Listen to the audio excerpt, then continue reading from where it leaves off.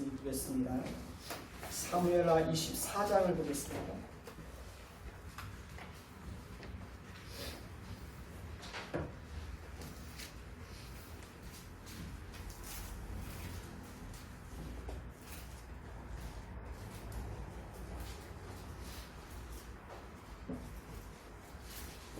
사무엘하 24장 10절부터 17절까지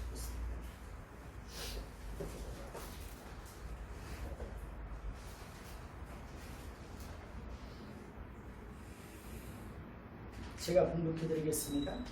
눈으로 잘 따라와 주시기 바랍니다. 다윗이 백성을 조사한 후에 그의 마음에 자책하고 다윗이 여호와께 아뢰되 내가 이 일을 행함으로 큰 죄를 범하였나이다. 여호와여 이제 간구하옵나니 종의 죄를 사하여 주옵소서. 내가 심히 미련하게 행하였나이다 하리라. 다윗이 아침에 일어날 때에 여호와의 말씀이 다윗의 선견자 된 선지자 갓에게 임하여 이르시되 가서 다윗에게 말하기를 여호와께서 이와 같이 말씀하시기를 내가 내게 세 가지를 보이노니 너를 위하여 너는 그 중에서 하나를 택하라. 내가 그것을 내게 행하리라 하셨다 하라 하시니 갓이 다윗에게 이르되 아뢰어 이르되 왕의 땅에 7년 기근이 있을 것이니까 혹은 왕의 완수에게 쫓겨 석 달 동안 그들 앞에서 도망하실 것이니까 혹은 왕의 땅에 사흘 동안 전염병이 있을 것이니까 왕은 생각하고 보고 나를 보내신 이에게 무엇을 대답하게 하소서 하느니라. 다윗이 갓에게 이르되 내가 고통 중에 있도다. 청하건대 여호와께서 국률이 크시니 우리가 여호와의 손에 빠지고 내가 사람의 손에 빠지지 아니하기를 원하노라 하는지라.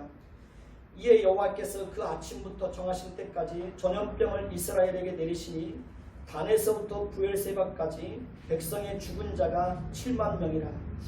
천사가 예루살렘을 향하여 그의 손을 들어 멸하려 하더니 여호와께서 이 재앙 내리심을 뉘우치사 백성을 멸하는 천사에게 이르되 족하도다. 이제는 내 손을 거두라 하시니 여호와의 사자가 여부스 사람 아리우나의 타작 마당 곁에 있는지라.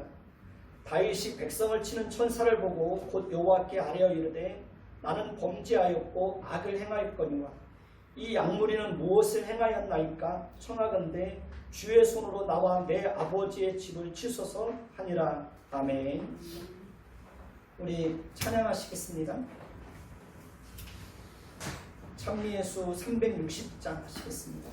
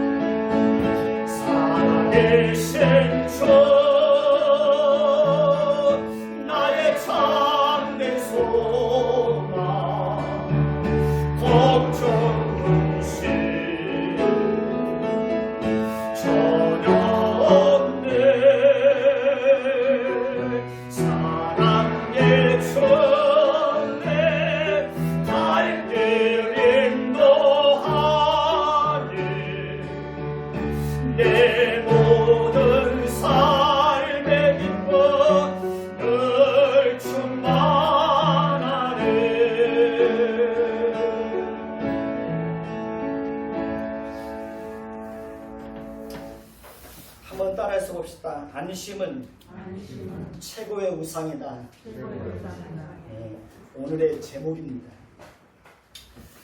오늘 말씀에는 다윗이 인구조사를 한 내용이 기록되어 있습니다. 다윗이 인구조사를 한 그 자체는 잘못되었다고 할 수 없습니다. 그러나 문제는 다윗이 인구조사를 하게 된 내면의 동기입니다. 이스라엘이라는 국가는 그저 평범한 국가가 아니었습니다.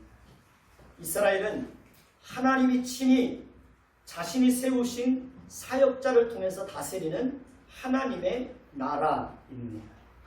따라서 하나님의 백성을 많게 하고 그들을 계수하는 것은 이스라엘의 진정한 왕인 하나님의 고유 권한에 속한 것입니다. 그러나 다윗은 사탄의 유혹을 받아 교만에 빠져서 인구조사를 하는 죄에 빠지게 된 것입니다.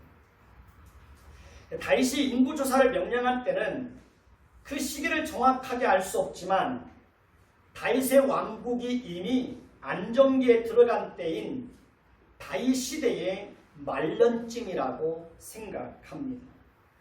사실 다윗의 왕국이 안정기에 접어들고 튼튼하게 된 것은 다윗 자신의 노력이나 결심이나 정치력이나 경제력이나 군사력에 의한 것이 아니었습니다. 하나님이 그 나라의 진정한 주인이 되어서 그들을 지켜주고 보호해 주었기 때문에 나라가 안정될 수 있었던 것입니다. 그럼에도 불구하고 다윗은 그 사실을 망각하고 자신의 왕국의 이염과 영광과 막강한 군사력을 자랑하고 싶은 그런 마음을 품게 된 것입니다. 그래서 다윗은 요압으로 하여금 여자와 아이를 제외한 전쟁에 나갈 만한 자, 즉 칼을 들고 싸울 수 있는 군사들의 숫자를 조사하여 보고하도록 명령을 하였던 것입니다. 그러니까 백성들의 수를 계수하는 것은 하나님의 고유 권한에 속한 것임에도 불구하고 다윗은 하나님의 권한을 침해하는 어리석고 심각한 죄를 범하게 된 것입니다. 종교개혁자 마틴 루터는 안심은 최고의 우상이다 라는 말을 했습니다. 한번 따라서 봅시다. 안심은 최고의 우상이다. 다시 한번 안심은 최고의 우상이다. 인간이 안정된 것을 추구하는 것은 결코 잘못되었다고 말할 수가 없습니다. 문제는 안심의 원인을 어디에서 찾느냐 하는 것입니다. 대부분의 사람들은 눈에 보이는 주택, 경제력, 부동산, 직장, 사회적 지위, 또 승진, 매달 꼬박꼬박 나오는 정해진 월급, 퇴직 후에 받게 되는 연금, 그런 것들에서 안정을 찾고 안심을 갖게 되는 것이 사실입니다. 그러나 우리가 잘 아는 대로 이러한 것은 상황이 언제 어떻게 변할지 아무도 알 수 있어요? 없어요? 아무도 알 수 없습니다. 언제 사라질지 모릅니다. 우리는 내일 일을 알 수 없습니다. 코로나 바이러스로 인해서 온 세계가 이렇게 어려움을 겪고 많은 사람들이 죽음에 이르게 될 것이라고 아무도 생각하지 못했을 것입니다. 우리는 지금 한 번도 경험해보지 못한 그런 나라에서 살아가고 있습니다. 시편 4편 8절을 보시면 내가 평안히 눕고 자기도 하리니 나를 안전히 살게 하시는 이는 오직 여호와시니이다 라고 분명하게 말씀하고 있습니다. 그렇습니다. 우리로 하여금 평안히 눕고 자기도 하며 안전히 거하게 하시는 분은 오직 누구밖에 없습니까? 하나님밖에 없습니다. 그러니까 그럼에도 불구하고 우리가 하나님이 아닌 다른 것에서 뭘 찾으려고 합니까? 안정을 찾으려고 합니다. 하나님이 아닌 다른 것에서 안심을 가지려고 합니다. 그것은 하나님이 보실 때에 가장 큰 우상이라는 것입니다. 많은 사람들은 하나님이 없어도 스스로의 힘으로 얼마든지 모든 필요를 채울 수 있고 공급할 수 있고 또 그렇게 사는 것이 그렇게 안심하고 사는 것이 행복이고 축복이라고 생각합니다. 그러나 하나님이 보실 때는 그것이 최고의 우상이 된다는 것입니다. 하나님은 우리가 하나님 외에 그 어떤 것으로도 안심하고 사는 것을 결코 원하지 않습니다. 하나님은 우리가 하나님 외에 다른 것으로 안심하고 살려고 하면 하나님은 우리에게서 그것이 무엇이든지 하나님은 빼앗아갈 수 있다는 사실을 기억해야 합니다. 그것이 물질일 수도 있습니다. 그것이 건강일 수도 있습니다. 그것이 대상이 사람이 될 수도 있습니다. 제가 살아온 삶도 돌이켜보면 이제 조금 안심할 수 있겠다라고 싶으면 하나님께서 여지없이 제 삶을 흔들어 놓으십니다. 그리고 내가 이 정도면 됐겠다라고 하나님이 아닌 다른 것에서 어떤 안심의 원인을 찾고 안정을 추구하려고 할 때 하나님이 반드시 흔들어 놓으세요. 그리고 그것을 제거하세요. 그리고 하나님만 바라보게 하는 거예요. 하나님께서 그렇게 하시는 것은 오직 하나님에게서만 안정을 찾고 안심을 갖기를 원하시기 때문에 하나님께서 그렇게 하시는 것입니다.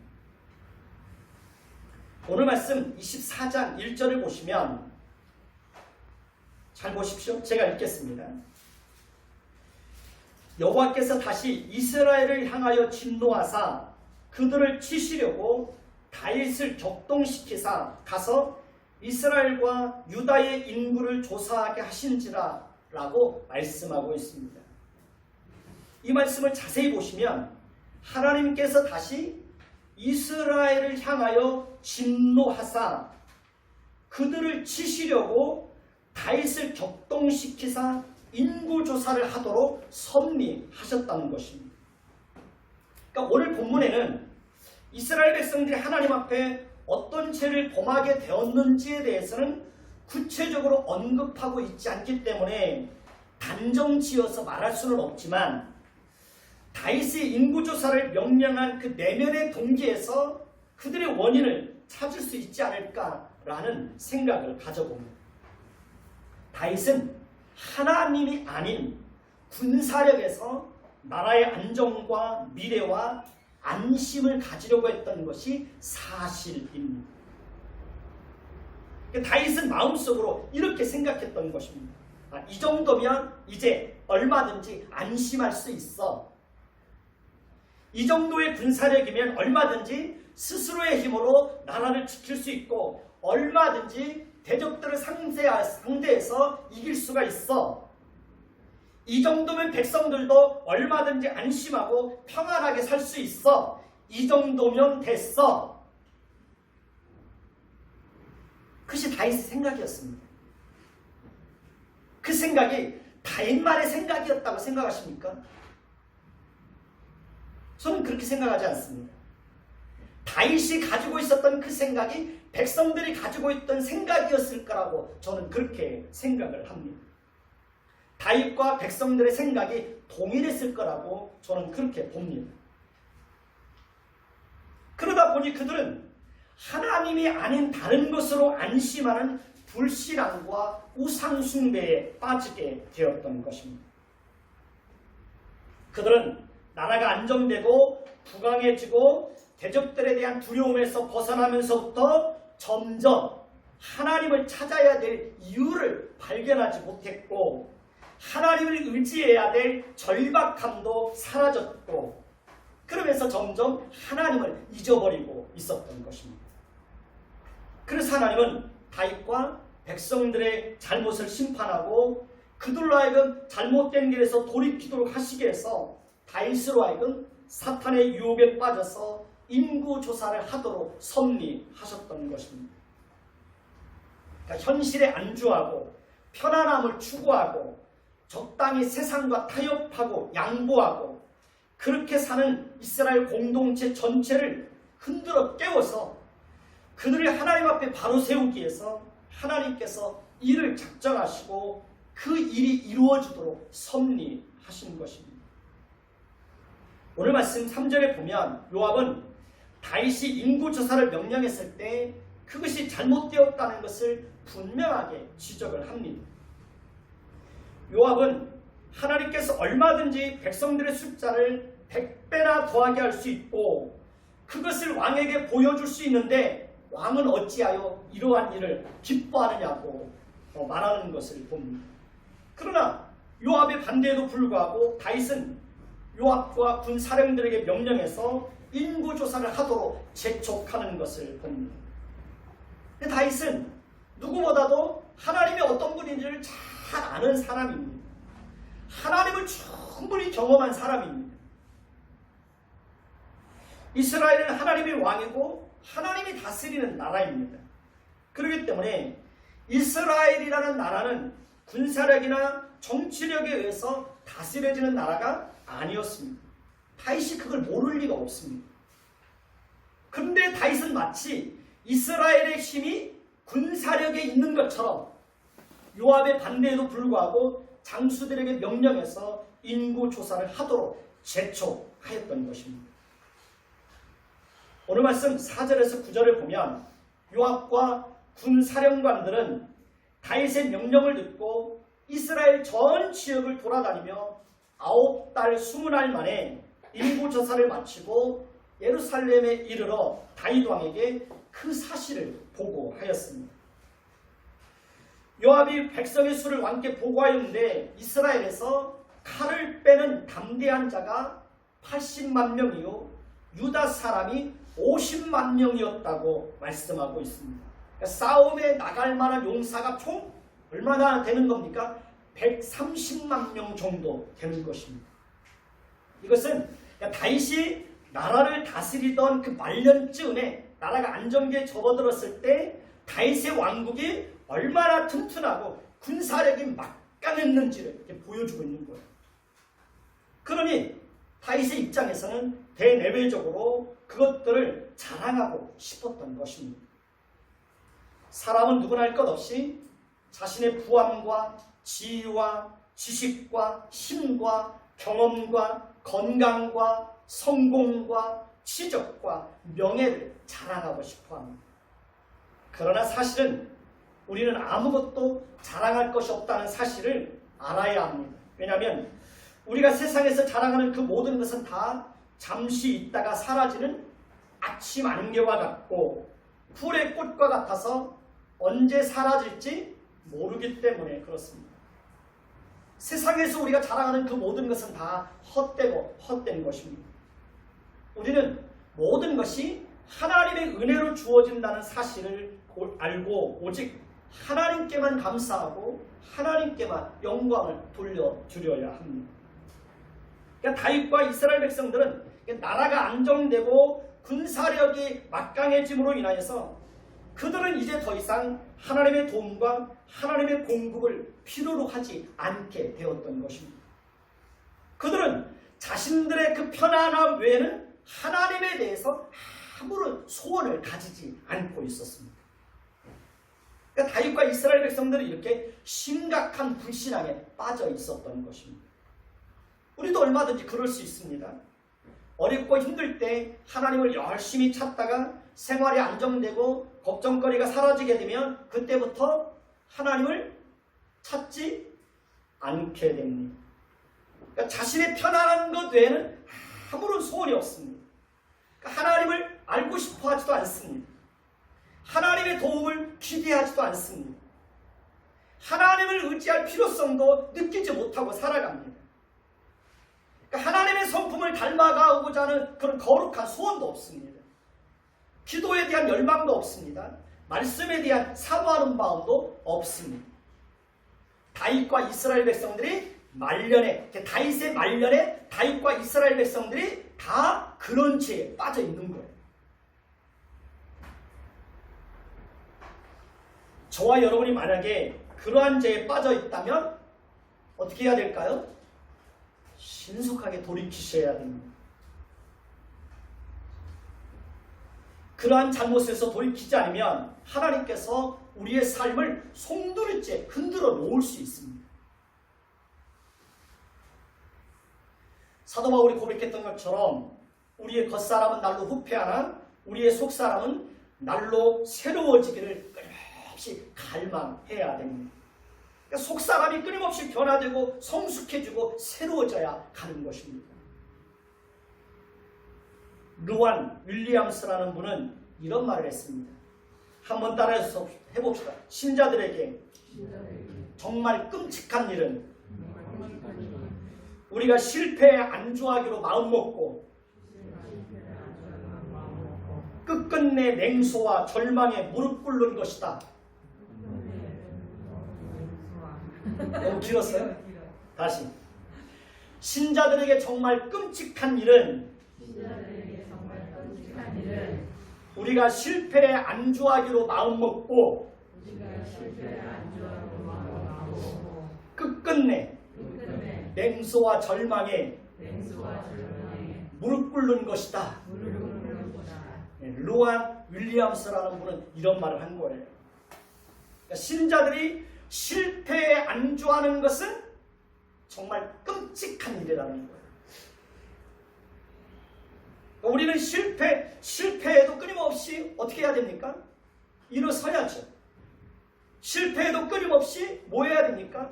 도전해야죠. 그러니까 우리는 그 어떤 경우에도 실패한 그 자리에서 안주하기로 마음먹고 끝끝내 자신의 삶을 비웃고 절망에 무릎 꿇으면 될까요? 안 될까요? 그러면 안 되는 거예요. 오늘 실패했으니까 내일도 실패할 거야. 오늘 안 됐으니까 내일도 안 될 거야. 이번 일도 안 됐으니까 다음 일도 안 될 거야. 그럴 바에야 차라리 아무것도 하지 말자. 나는 무엇을 해도 안 돼. 이런 생각을 가지고 있다면 이제는 그런 생각들을 벗어버려야 됩니다. 만약에 그런 생각을 가지고 있다면 실패에 안주하기로 마음먹고 그렇게 살고 있다면 그것은 하나님의 백성들에게는 끔찍한 거라는 거예요. 우리는 100번 실패해도 100번 일어나야죠. 왜냐하면 우리는 하나님의 백성들이고 하나님이 우리의 하나님이시기 때문에 그렇습니다. 우리가 실패에 아주 안주하지 않고 끊임없이 일어나고 도전할 때 하나님께서 우리에게 새로운 길을 열어주시는 것입니다.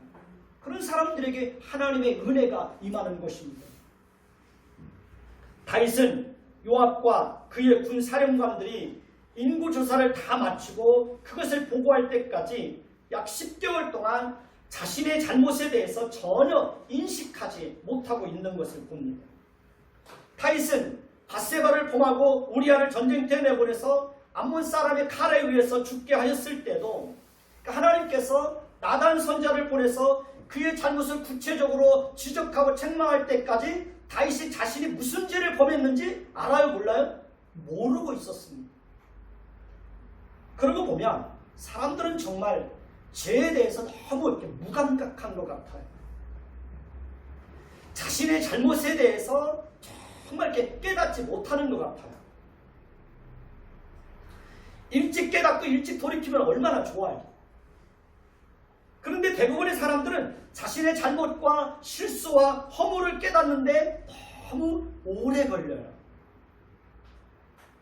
많은 사람들은 아픔과 상처와 고통과 실패를 통해서 그때서야 비로소 자신의 잘못을 깨달아요. 그러나 그때는 이미 너무 때가 늦어요. 정말 지혜로운 사람은 어떤 사람이냐면 하나님의 말씀을 듣고 깨닫고 말씀을 들었을 때 돌이키는 사람이 가장 지혜로운 사람들이에요. 말씀을 듣고 돌이키는 사람, 어떤 아픔과 상처와 고통과 실패를 통해서 그때서야 잘못을 깨닫고 돌이키는 것이 아니라 말씀을 듣고 돌이키는 사람이 가장 지혜로운 사람들이에요.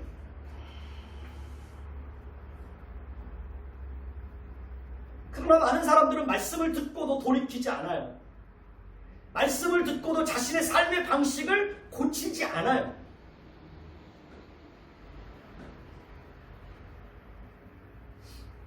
오늘 말씀 10절을 보십시다. 같이 읽습니다. 다윗이 백성을 조사한 후에 그의 마음에 자책하고 다윗이 여호와께 아뢰되 내가 이 일을 행함으로 큰 죄를 범하였나이다. 여호와여 이제 간구하옵나니 종의 죄를 사하여 주옵소서. 내가 심히 미련하게 행하였나이다. 다윗은 요압이 백성의 수를 보고한 이후에야 자신이 얼마나 심각한 죄를 지었는지에 대해서 깨닫고 마음에 자책하고 자신이 하나님 앞에서 죄를 지었다는 사실을 고백하며 자신의 죄를 용서해달라고 기도하는 것을 봅니다. 다윗은 자신이 하나님 앞에서 심히 미련한 일을 행하였다는 사실을 고백하였습니다. 하나님은 다윗으로 하여금 자신의 잘못을 깨닫고 돌이키도록 은혜를 주신 것입니다. 하나님은 아무에게나 깨닫고 회개하고 잘못된 길에서 돌이키도록 은혜를 주시는 것이 아닙니다. 하나님은 하나님의 백성들에게만 회개의 은혜를 주십니다. 하나님은 하나님을 모르는 사람들에게는 회개의 기회를 주지 않습니다. 그리고 스스로의 잘못으로 패망의 길을 가도록 하나님은 내버려 둡니다. 그래서 우리는 하나님 앞에 끊임없이 회개의 은혜를 달라고 기도해야 됩니다. 그리고 잘못된 길에서 늘 돌이키셔야 됩니다. 잘못된 것인 줄 알면서도 돌이키지 않는 것은 심히 어리석고 미련한 것입니다. 하나님은 다윗의 기도를 들으시고 그의 죄를 용서해 주셨지만 다윗이 범한 죄로 인해서 징계가 임할 것이라는 사실을 선지자를 보내서 알게 하셨습니다. 오늘 말씀 11절에서 13절을 보면 하나님은 다윗에게 세 가지를 제시하고 그 중에 하나를 선택하도록 합니다. 첫째는 그들의 범죄로 인해서 이스라엘 땅에 7년 기근이 있을 것이라고 말씀을 합니다. 둘째는 다윗 왕이 원수에게 쫓겨서 석 달 동안 그들 앞에서 도망하게 하실 것이라고 말씀하셨습니다. 셋째는 이스라엘 땅에 사흘 동안 전염병이 임할 것이라고 말씀했습니다. 오늘 말씀 14절을 보시기 바랍니다. 같이 읽습니다. 시작. 다윗이 가세게 이르되 내가 고통 중에 있도다. 청하건대 여호와께서 국률이 크시니 우리가 여호와의 손에 빠지고 내가 사람의 손에 빠지지 아니하기를 원하노라. 다윗은 선지자 갓으로부터 하나님의 징계의 내용을 듣고 큰 고통에 빠지는 것을 봅니다. 그리고 다윗은 참담하고 비참한 심정으로 하나님의 국률의 손길에 자신과 나라와 백성들의 운명을 맡기는 것을 봅니다. 다윗은 원수의 손에 빠지지 않게 해달라고 기도하였습니다. 우리가 아무리 큰 잘못을 범해도 하나님께 나아가서 우리의 죄를 고백하며 용서할 수 있는 것은 하나님은 어떤 분이시기 때문에 그렇습니까? 국률이 크신 분이시기 때문에 그렇습니다. 하나님은 우리가 우리의 죄를 고백하며 하나님께 용서를 구하면 하나님은 우리의 죄를 용서해 주시고 우리에게 국률을 베풀어 주십니다. 하나님은 다윗과 이스라엘 백성들이 범한 죄를 지적하고 그들로 하여금 잘못된 길에서 돌이키도록 하시기 위해서 이스라엘 전역에 사흘 동안 전염병이 임하게 하였습니다. 그리고 그 전염병으로 인하여서 사흘 동안에 얼마나 많은 사람이 죽습니까? 7만 명이 죽습니다. 하나님은 다윗과 이스라엘 백성들의 삶 전체를 어떻게 하신 겁니까? 송두리째 흔들어 놓은 거예요. 하나님은 그들이 하나님이 아닌 다른 것에서 안정을 찾고 안심하려고 하는 것이 얼마나 심각하고 무서운 우상 숭배인지 그들로 하여금 철저하게 깨닫도록 하시기 위해서 그들에게 그런 재앙이 임하게 한 거예요. 그들의 이스라엘 공동체 전체를 흔들어 놓으신 거예요. 하나님은 그렇게 그들의 범죄에 대해서 무서운 재앙을 내리시면서도 그들에게 다시금 긍휼을 베풀어서 천사에게 이제는 족하니 내 손을 거두라고 말씀하시는 것을 봅니다. 하나님의 나라는 공의와 긍휼에 의해서 다스려지는 나라입니다. 따라서 죄를 범하면 반드시 하나님의 징계가 있습니다. 그것이 하나님의 공의입니다. 하나님은 죄에 대해서 징계를 내리시면서도 긍휼을 베풀어 주십니다. 하나님은 절대로 우리가 잘못한다고 해서 징계만 하시는 분이 아닙니다. 하나님은 항상 징계와 함께 뭘 베풀어 주십니까? 긍휼을 베풀어 주십니다. 오늘 말씀 17절을 보시면 다윗은 자신의 잘못으로 인하여 백성들이 전염병으로 죽어가는 것을 보면서 고통 속에서 하나님께 부르짖었습니다. 나는 범죄하였고 악을 행하였거니와 이 양무리는 무엇을 행하였나이까? 청하건대 주의 손으로 나와 내 아버지의 집을 치소서. 다윗은 백성들은 아무런 잘못이 없으니 차라리 하나님의 손으로 나와 내 아버지의 집을 치십시오 라고 부르짖는 것을 봅니다. 죄의 결과는 이렇게 무섭고 비참한 것입니다. 죄의 결과는 고통스러운 것입니다. 죄를 범하면 순식간에 모든 것이 다 무너져 내립니다. 가정이 무너지고 인간관계가 파괴됩니다.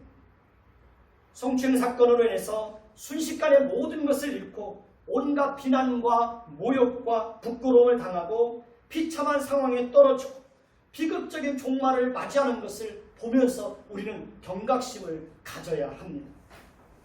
죄의 유혹은 언제나 달콤하지만 죄의 결과는 너무나 비참한 것입니다. 죄를 범하면 큰 고통이 임합니다. 서울시장은 충남도지사와 부산시장이 성추행 사건으로 인해서 사회적으로 물의를 일으키고 비참함 속에 빠지는 것을 보면서도 전혀 잘못된 길에서 돌이키지 않았다는 겁니다. 결국 그는 스스로 극단적인 선택을 하게 되었습니다. 한 사람의 잘못으로 인해서 많은 사람들이 직장을 잃고 가족은 큰 고통에 빠지고 많은 사람들에게 씻을 수 없는 아픔과 상처를 주게 되는 것입니다.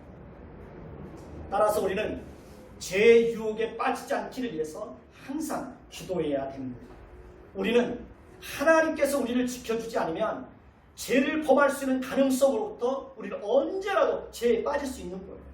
그래서 우리는 하나님께서 우리 자신뿐만 아니라 우리 자녀들도 죄를 범할 수 있는 모든 가능성으로부터 하나님께서 끊임없이 우리를 지켜주시기를 위해서 우리는 기도해야 되는 것입니다.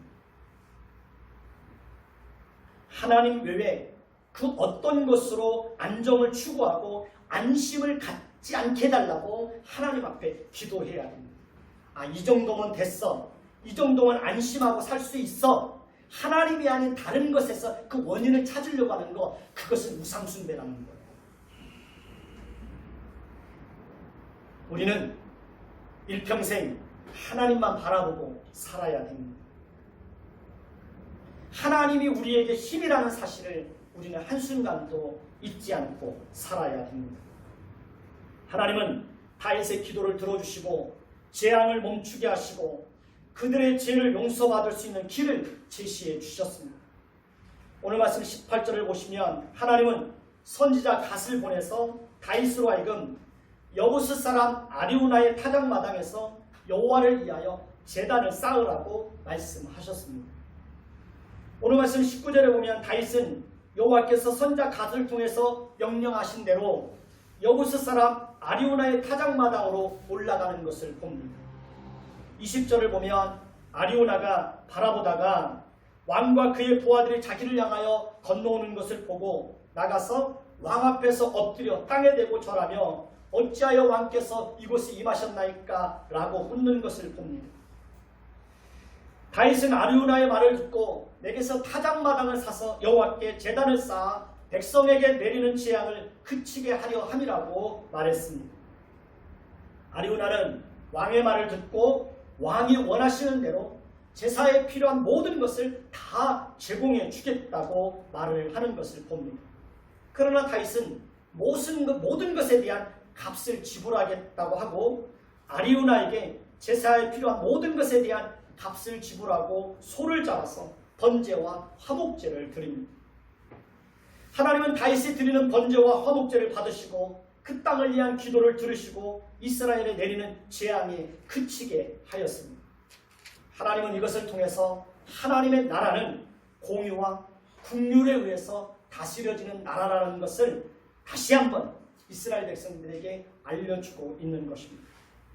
하나님의 나라에서는 경제력이나 군사력이나 지위나 세상에서의 성공이나 매달 지급되는 월급이나 연금이나 땅을 통해서 안정을 추구하고 안심을 가지려고 하는 것,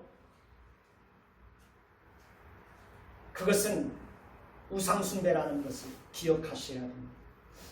하나님에게서만 안심을 찾으셔야 됩니다. 하나님은 겉으로 드러난 모습만 가지고 판단하시는 분이 아닙니다. 하나님은 우리가 내면에 품고 있는 생각까지도 다 아십니다.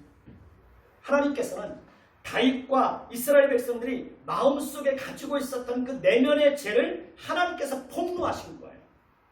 그리고 그들의 죄를 심판하시고 하나님이 아닌 것을 하나님이 아닌 것으로 안정을 추구하는 것이 얼마나 잘못된 것인지를 분명하게 지적하고 심판하고 그들로 하여금 잘못된 길에서 돌이키도록 하신 것입니다.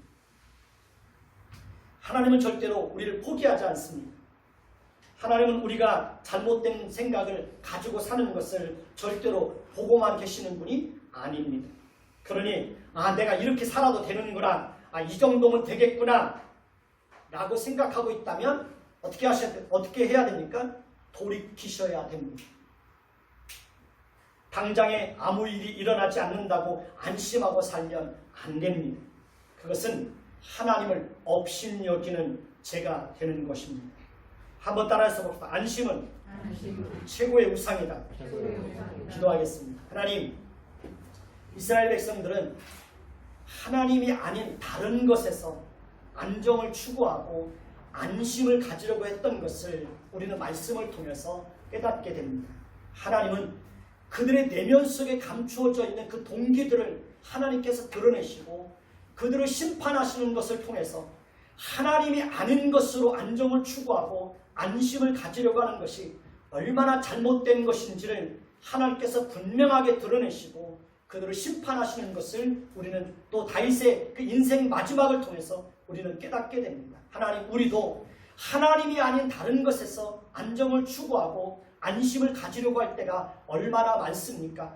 이 정도면 됐어. 이 정도면 살 것 같아. 이 정도면 괜찮을 것 같아. 그러면서 하나님이 아닌 다른 것에서 안심의 원인을 찾고 그것으로 안주하고 그렇게 살려고 했던 우리의 모습들이 있습니다. 하나님만이 우리의 안정이고 하나님만이 우리에게 안심을 주시는 분이심을 기억해서 일평생 사는 동안 하나님을 바라보고 살 수 있도록 주님 도와주옵소서. 하나님이 우리에게 아무리 많은 것을 주었어도 그것에서 안정을 찾고 그것에서 안심을 가지려고 한 것이 아니라 하나님만이 우리에게 안심이 되고 하나님만이 우리에게 안정을 주시는 분이심을 한순간도 잊지 않고 살아갈 수 있도록 주여 도와주옵소서. 예수 그리스도의 이름으로 감사하며 기도드립니다. 아멘.